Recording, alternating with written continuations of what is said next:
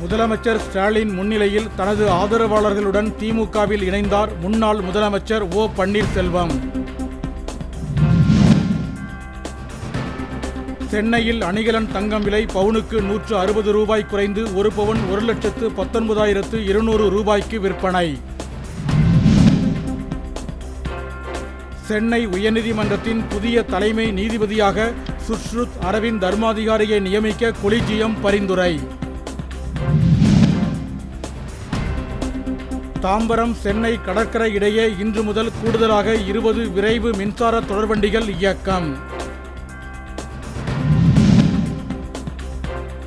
வானூர்தி பயணச்சீட்டு முன்பதிவு செய்த 2 நாட்களுக்குள் எந்த கட்டணமும் இல்லாமல் ரத்தோ மாற்றமோ செய்யலாம் என அறிவிப்பு. திருவண்ணாமலை அண்ணாமலையார் கோவிலில் இம்மாதம் மட்டும் உண்டியல் காணிக்கையாக 4 கோடி ரூபாய் பணம் 135 கிராம் தங்கம் கிடைத்ததாக தகவல். தானியங்கி முறையில் கட்டணம் வசூலிக்க ஏதுவாக சுங்கச்சாவடிகளில் அதிநவீன படம் பிடிக்கும் கருவிகளை பொருத்த நடுவண் அரசு திட்டம்.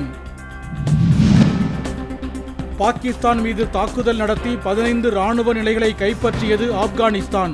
போர் நடவடிக்கை தொடங்குவதாக பாகிஸ்தான் அறிவிப்பு. பறவை காய்ச்சல் குறித்த அச்சம் காரணமாக இந்தியா உள்ளிட்ட 40 நாடுகளில் இருந்து முட்டை இறக்குமதிக்கு தடை விதித்தது சவுதி அரேபியா. தென் தமிழக கடலோர மாவட்டங்களில் இன்று மிதமான மழைக்கு வாய்ப்புள்ளதாக சென்னை வானிலை ஆய்வு நடுவம் தகவல்.